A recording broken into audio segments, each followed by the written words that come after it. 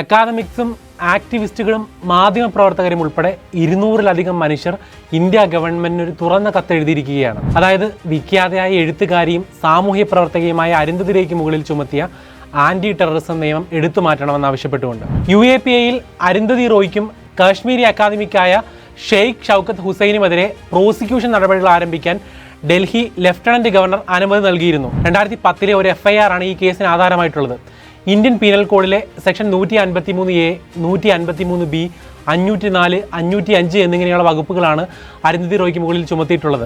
ഇതിന് ബാക്കിയായിട്ടാണ് ഇപ്പോൾ UAPAയുടെ വകുപ്പിന് മേലുള്ള പ്രോസിക്യൂഷനും. സംഭവം ഇങ്ങനെയാണ്. 2010 ന്യൂഡൽഹിയിലെ LTG ഓഡിറ്റോറിയത്തിൽ ആസാദി ദി ഓൺലി വേ എന്ന പേരിൽ ഒരു കോൺഫറൻസ് നടക്കുന്നു. കംപ്ലൈന്റിൽ പറയുന്നതനുസരിച്ച് അരുന്ധതി റോയും ഹുസൈനും കശ്മീർ ഇന്ത്യയുടെ ഭാഗമല്ലായിരുന്നുവെന്നും ഇന്ത്യ സൈനികമായി പിടിച്ചടക്കുകയായിരുന്നുവെന്നും പ്രസംഗിച്ചുവെന്നാണ് ആരോപിച്ചിരിക്കുന്നത്. അതായത് അരുന്ധതി റോയ് അവരുടെ ഭരണഘടനാപരമായ അവകാശം വിനിയോഗിച്ച് സമാധാനപരമായ ഒരു യോഗത്തിൽ ആർക്കും ഹീനമല്ലാതെ പറഞ്ഞ ഒരു പ്രസ്താവനയിൽ ഒരു പതിറ്റാണ്ടിന് ശേഷം ആന്റി ടെറർ നിയമം ചുമത്തിയിരിക്കുന്നു. ഇനി നിയമത്തിന്റെ നൂലാമാലയിൽ കുപ്രസിദ്ധമായ കോടതി വ്യവഹാരങ്ങളിൽ നട്ടം തിരിക്കാമെന്ന് 2019 ഭേദഗതി പ്രകാരം UAPAയുടെ പരിധിയിൽ ഓർഗനൈസേഷനുകൾക്കും അപ്പുറം വ്യക്തികളെ കൂടി തീവ്രവാദികളായി മുദ്രകുത്താമെന്ന വ്യവസ്ഥയുണ്ട്. അതിദീർഘമായ കാലം ഡ്യൂ പ്രോസസ്സുകൾ പാലിക്കാതെ തടവിൽ വയ്ക്കാൻ ഉൾപ്പെടെയുള്ള കൊടിയ വ്യവസ്ഥകളുള്ള നിയമം കൂടിയാണിത്. ഹരാസ്മെന്റും സ്റ്റേറ്റ് സർവൈലൻസുകൾ ഉൾപ്പെടെയുള്ള എല്ലാം ഇതിന്റെ ബാക്കിയാണ്. ലോകത്ത് എവിടെയെങ്കിലും